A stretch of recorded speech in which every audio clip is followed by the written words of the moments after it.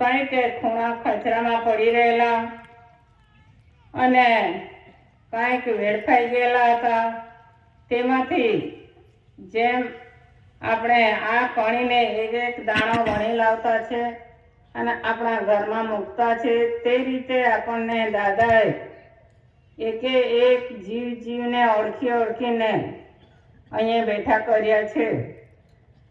તો આ આપણને સત્ય માર્ગ બતાવનાર દાદા છે.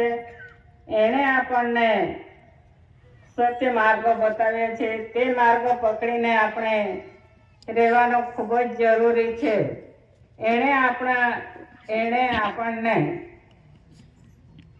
કેટલો આપણા માટે દાદાએ કેટલું વેઠ્યું હશે અને આપણને અહીંયા એકદમ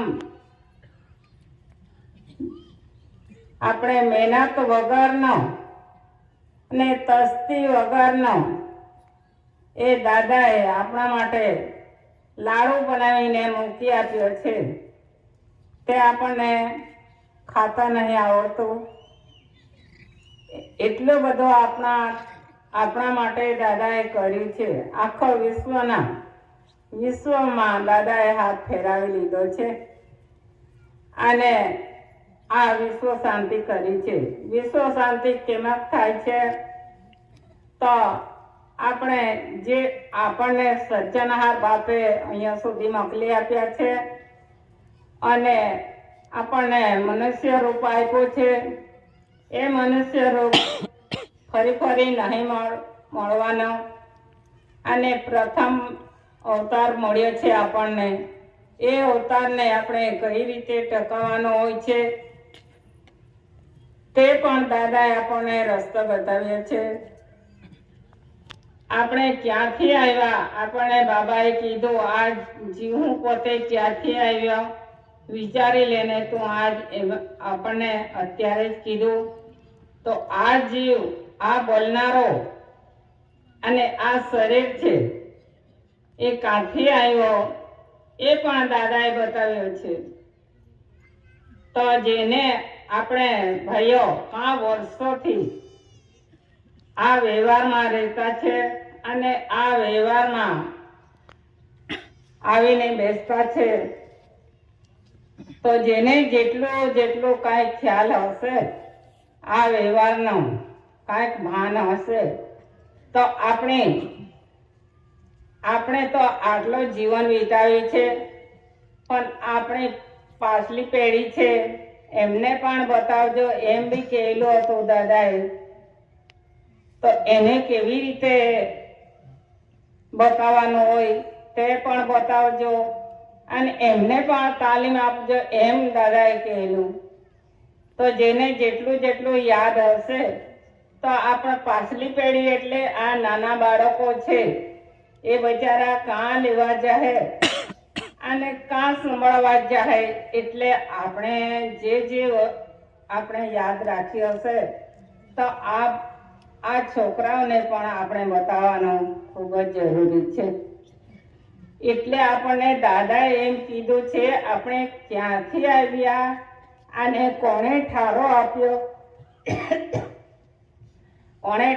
આપ્યો, આ શરીર કોણે મોટો કર્યો અને આ બોલનારો ક્યાંથી આવીને અહીંયા બોલે છે તે પણ દાદાએ બતાવ્યું છે. એને કહેવાય કુદરતી રચના. તે આપણને બતાવ્યું છે. જેને આ આપણને કેવી રીતે લાવ્યા હશે અને કેવી રીતે મોટા કર્યા હશે તે પણ દાદાએ બધો ખુલાસો આપ્યો છે.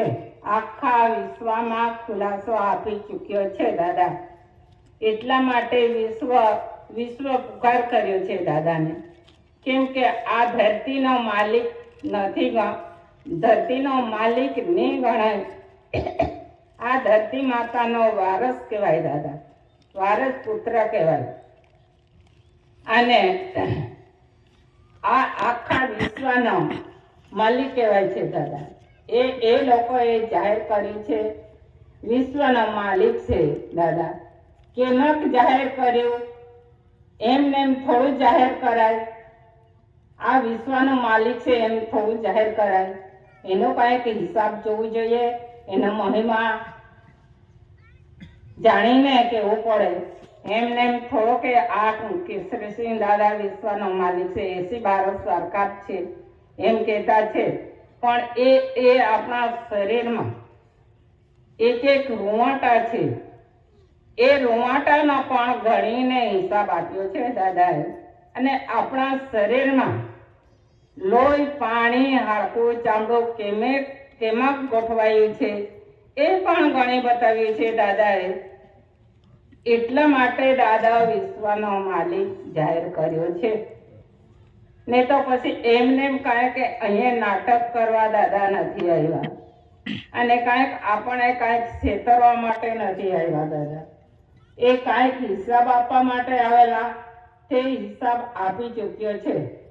કેમ કે પેલા ઘણા વર્ષો થઈ ગયા અને આવો સમય આવવાનો હતો તે પણ દાદા આગળ કહી દેતા હતા.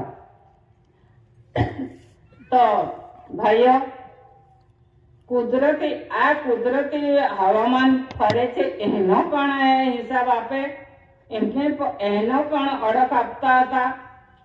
અને તે કેવી રીતે આવ્યો તેનો પણ હિસાબ આપતા હતા.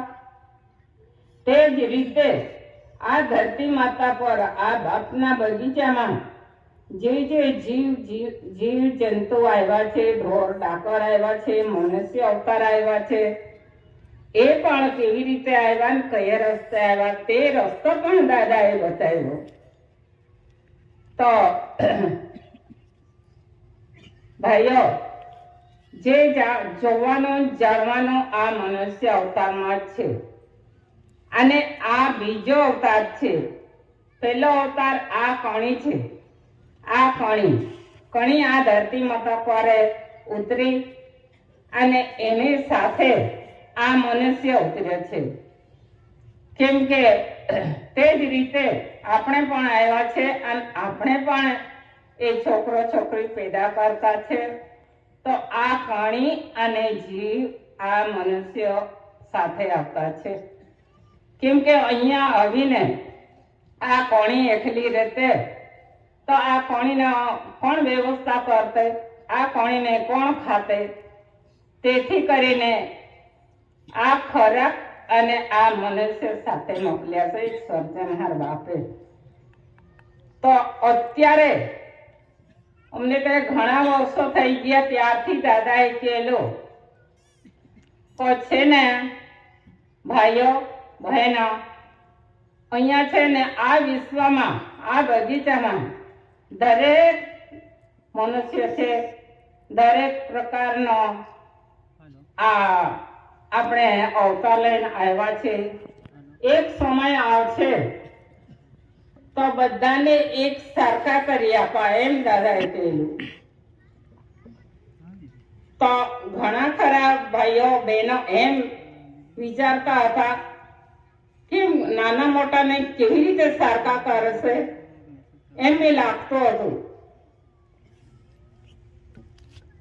તો આજે જોતા રહેજો, એવો સમય આવશે તો આજે ચાલુ હાલમાં આ વર્ષમાં આપણને દેખાયા કરે છે. કેમ કે જેવી રીતે આપણને દાદાએ ખેંચ્યા છે, આને ખેંચીને વણીને આ મંડપ નીચે બેઠા કર્યા છે, તે રીતે જે સર્જનહાર બાપા છે, સૂર્યચંદ્ર છે, તેનો કામ શરૂ કર્યો છે. હવે તે જોઈ લેજો ભાઈઓ બહેનો. ખોટી ખુમારી નહીં વાપરતા. મેં આટલો જાણી ગયો, મેં આટલો જાણતો છું, હું આ કામ કરતો છું, તું પેલો કેમ કરતો છે, એવી ખુમારી કાઢી નાખો અને મનુષ્યના એક સંબંધ રાખો, એક સંપ રાખો. કેમ કે આવો સમય આવવાના છે, આ કુદરતી રૂલિંગ આવવાના છે, કુદરતી મિલિટરી છોડી છે. હવે કઈ મિલિટરી છોડી છે તે બી જાણી લેજો, જોઈ લેજો, બધાએ જોઈ લીધી છે. આજે ચાલુ હાલમાં કેવો સમય આવ્યો છે અને એકદમ વાવાઝોડા ગાજ વીજ સાથે વરસાદ આવે છે અને એના થકી આ કણી બધી આ ધરતી માતા પર પડી રહી છે અને ઉગી નીકળી છે. તો દાદા અમને આવો વિષય બતાવતા હતા કે આ કણી વરસાદ પડે અને બગડી જાય, બગડી ગઈ એમ આપણે બધા કહેતા છે. બગાડી વરસાદ આવતો છે એમ બી કહેતા છે. પણ આ વરસાદ આ કણીને કોઈ દિવસે બગાડતો નથી, નહીં બગડી. જે રીતે આપણે આ મંડપમાં આપણને દાદાએ ખેંચ્યા છે અને ખેંચીને બેઠા કર્યા છે, તે રીતે જે સર્જનહાર બાપા આ કણીને મોકલી આપે છે અને આ જીવને પણ મોકલી આપે છે, એને જે રીતે આપણને દાદાએ ખેંચ્યા છે તે રીતે સર્જનહાર બાપા ખેંચી લેતા છે. હવે એટલે દરેક ભાઈ બહેનો મોટા નાના મોટાને એક સરખા કરી આપવાના છે. એ ઘણા સમય થઈ ગયો ત્યારથી અમને આ દાદાએ કહેલું હતું અને દાદા એમ કહેતા હતા, હમણાં શું ને હું આ ગાડીઓ છે, આ ગાડીઓનો અંધાર બહીને ફરું છું અને એક સમય આવશે તો હું ઉપર વહીને ફરા એમ કહેલું દાદાએ.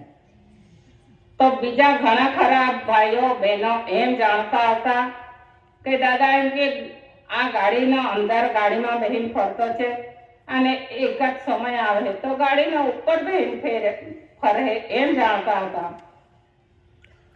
હવે એવું નહીં રાખતા, દાદા ફરતા છે, દાદાએ કામ ચાલુ કર્યું છે. હવે